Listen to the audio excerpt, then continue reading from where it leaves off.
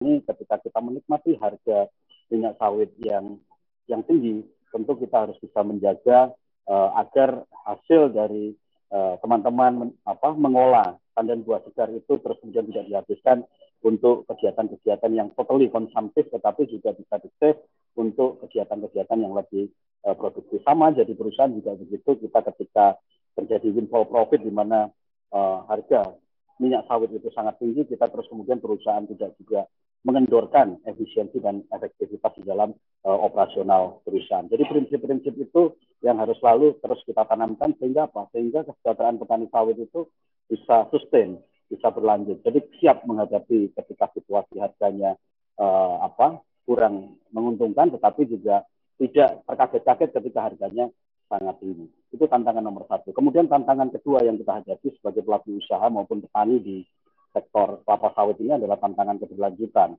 Ini sudah tidak bisa kita elakkan bahwa untuk satu, bahwa pasar minyak sawit dalam struktur pasar minyak sawit di Indonesia ini kita tahu 70% terserap di pasar ekspor. Jadi itu yang harus disadari oleh teman-teman semua bahwa dari 52 juta ton produksi minyak sawit Indonesia tahun 2021, sekitar 70% itu terserap di pasar ekspor, 30% di pasar domestik. Daya serap 30% di pasar domestik itu sudah meliputi untuk bahan baku industri makanan, kemudian yang kedua oleochemical dan kosmetik, yang ketiga untuk industri biodiesel dengan program mandatori biofuel B30 yang mungkin akan ditingkatkan ke B40 oleh pemerintah. Itu program mandatori biodiesel B30 memang membantu meningkatkan daya serap minyak sawit di pasar domestik. Tetapi tetap saja bahwa sebetulnya di dalam struktur pasar komoditas minyak sawit Indonesia, sebagian besar pasar kita adalah pasar ekspor. Pasar ekspor itu kemana saja? Kalau kita lihat data yang dirilis oleh pemerintah maupun oleh Gapki, pasar terbesar kita itu selalu tidak bergerak dari 4 wilayah atau bukan 4 negara ya, 4 wilayah. Yang pertama RRC, ya kan, Republik Rakyat Tiongkok, kemudian yang kedua India, yang ketiga Uni Eropa, 26 negara anggota Uni Eropa, terus kemudian yang keempat Pakistan.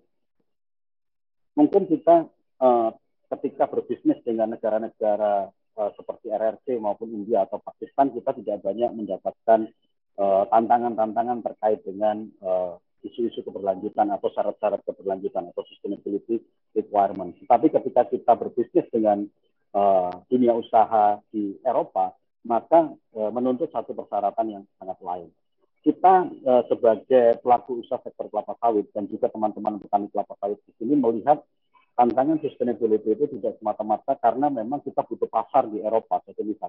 Melihatnya tidak seperti itu, tetapi kita harus bisa melihat sustainability requirement atau persyaratan akan aspek keberlanjutan ini merupakan sebuah keniscayaan jika kita ingin industri minyak sawit ini bertahan. Tidak hanya 25 tahun, tapi juga mungkin setengah abad, mungkin sampai 1 abad begitu. Artinya kita benar-benar berpikir tentang going concern, dan sustainability itu adalah aspek yang menjamin atau yang memastikan bahwa tata kelola perkebunan kelapa sawit ini akan terus berkelanjutan. Karena itu kita bersyukur di Indonesia pemerintah sudah menegaskan komitmen tentang keberlanjutan itu, di mana kita tahu bahwa total luas perkebunan kelapa sawit di Indonesia hari ini adalah 16,3 juta hektar, dan itu kita tidak akan ditambah lagi karena kita sudah komit tidak akan ekspansi luas lahan perkebunan kelapa sawit, tetapi fokus kita dengan bantuan pemerintah melalui BPDT kelapa sawit,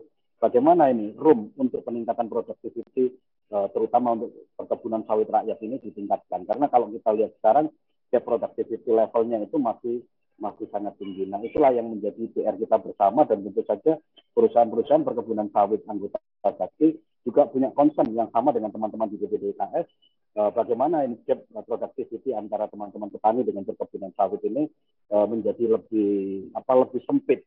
Nah, kalau kita sudah bisa meningkatkan productivity level seperti itu aja tanpa kita menambah lahan, tentu ini sudah menjadi sesuatu yang sangat positif untuk meningkatkan kinerja industri minyak sawit nasional kita. Karena kalau kita lihat dari, kalau saya menganalisis ya, dari strategi pengembangan industri sawit yang dicanangkan oleh pemerintah, jelas bahwa ke depan yang diperkuat itu adalah pengembangan industri sawit rakyat.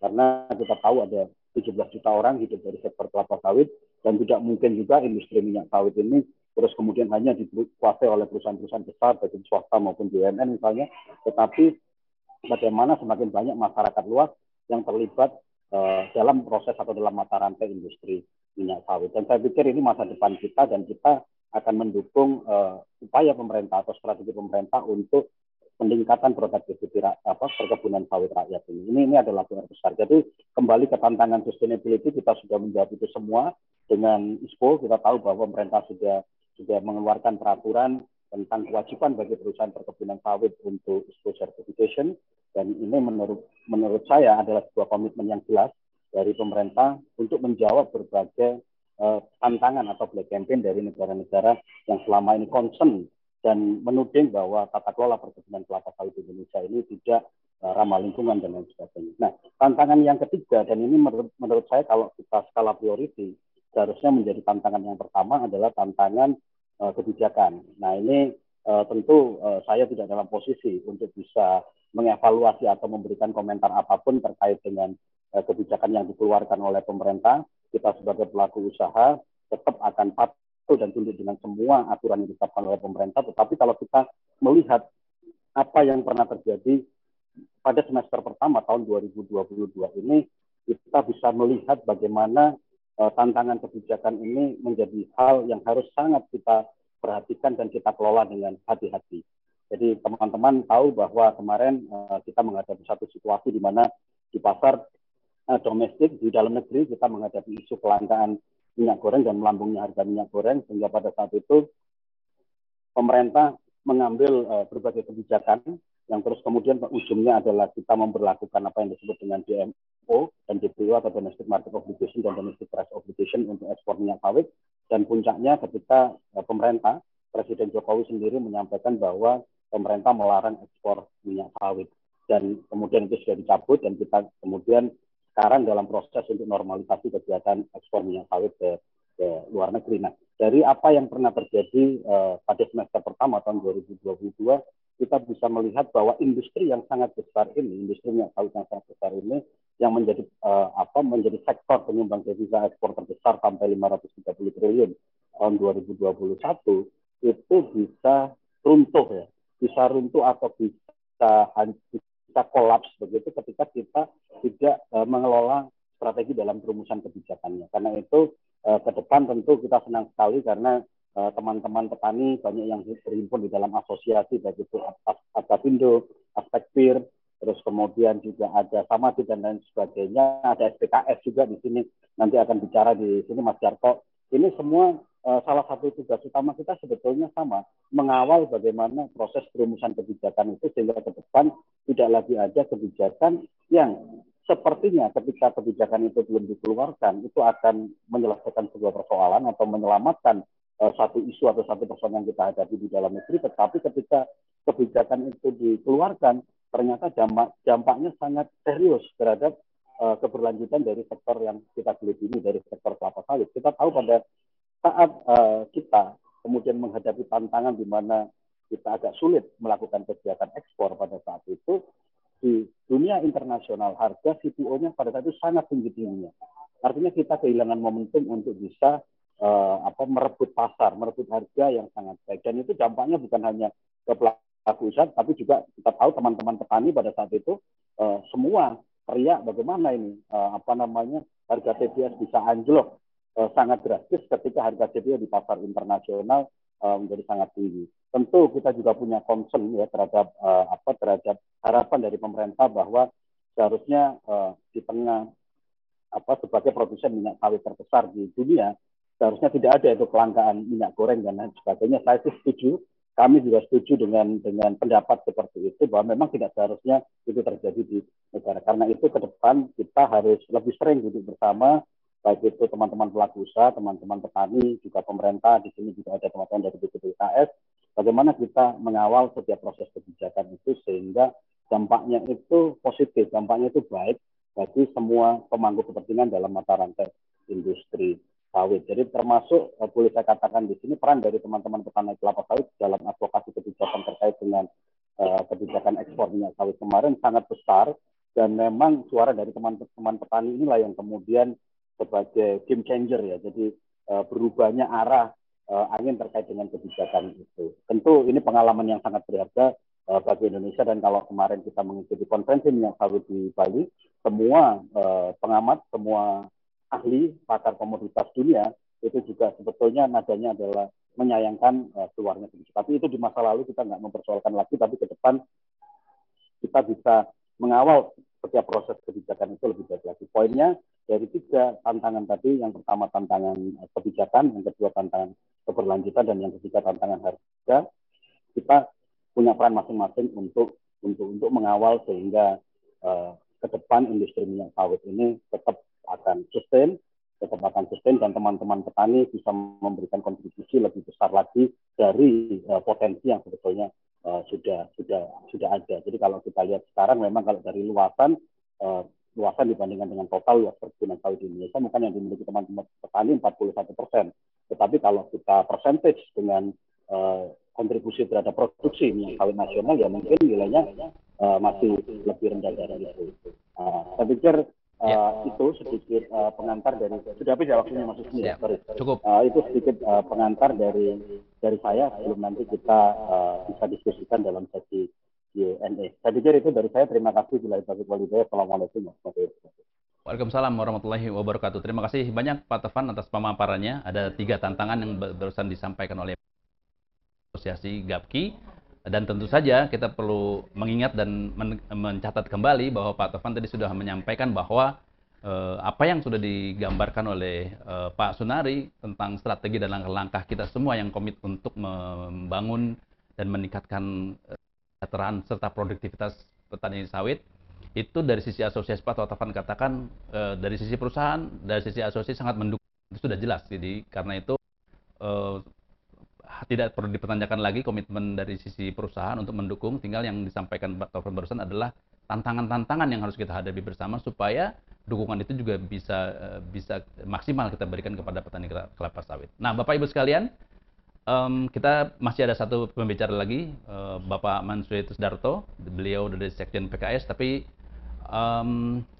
nanti setelah Pak Mansuri juga ada Pak Lukito Wisnu Putro dari manajer CSR Kencana Agri. Mohon bersiap-siap juga Pak untuk memberikan tanggapan Pak Lukito ya tentang apa yang disampaikan oleh para pemapar barusan.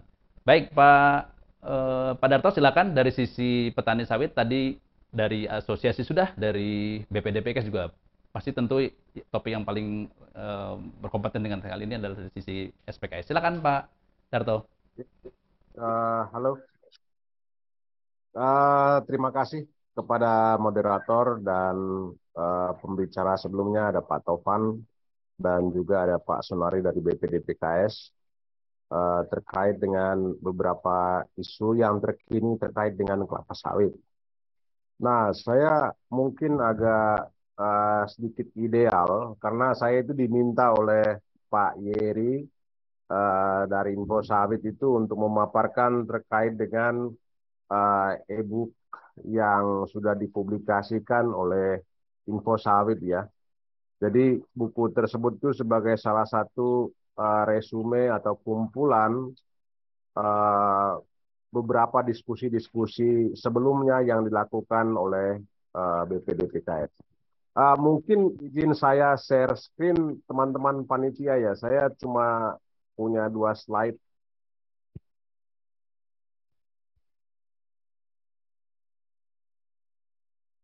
Halo.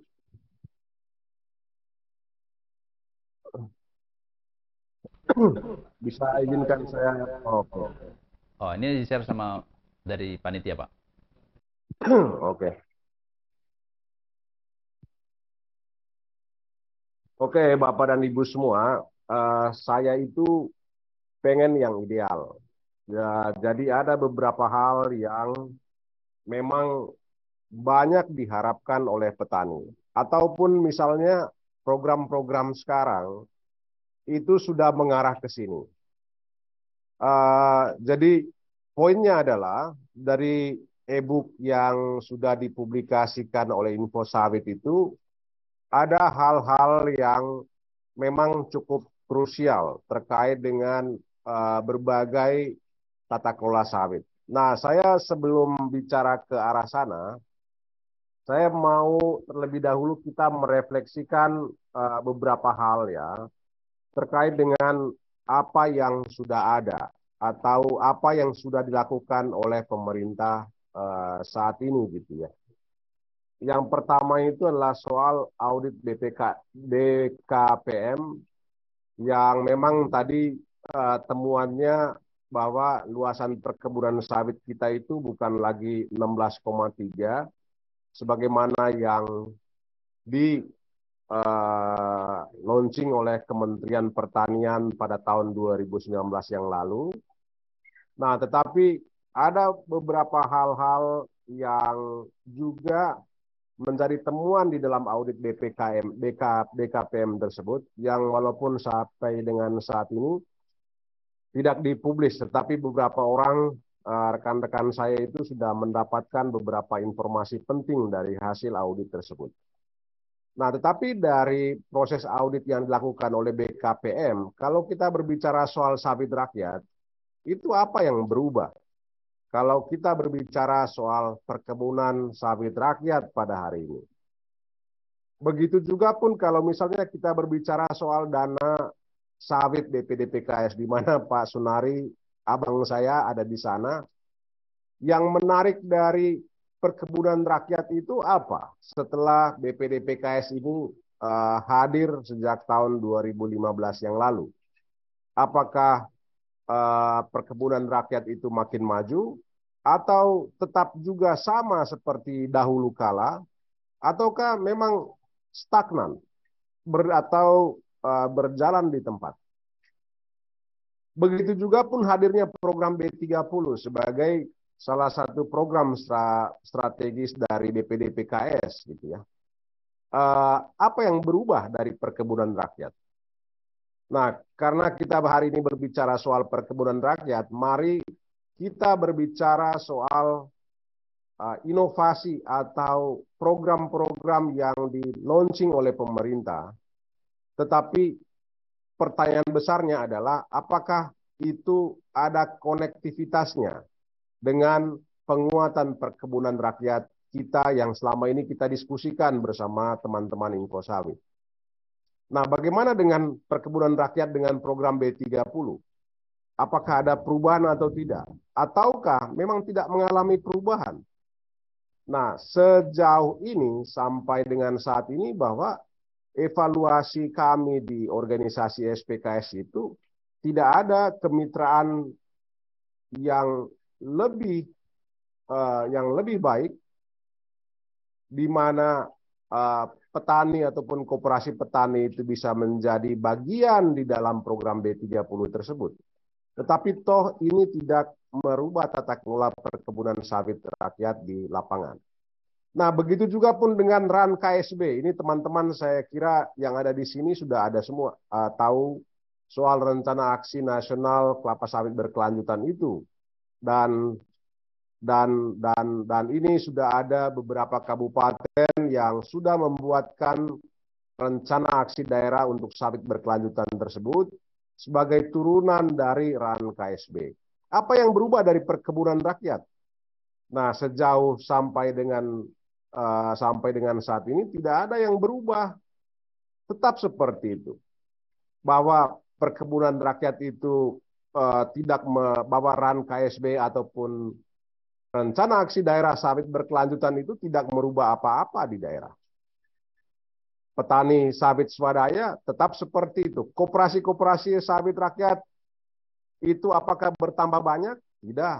Apakah rencana aksi daerah sawit berkelanjutan itu bisa diimplementasikan? Tidak. Apakah itu bisa disupport oleh BPDPKS? Oh, tidak gitu. Nah, ini semua cerita-cerita dari lapangan. Nah, kita juga masuk ke cerita soal moratorium sawit yang dulu sudah berakhir tahun 2021 kemarin. Apa yang berubah dari situ? Toh tidak ada juga. Begitu juga pun dengan dengan program-program misalnya itu intensifikasi, kemudian hilirisasi yang memang saat ini kita mendiskusikan soal itu, di mana koperasi petani sawit itu bisa mengakses dana dari BPD PKS untuk membangun pabrik kelapa sawit, terus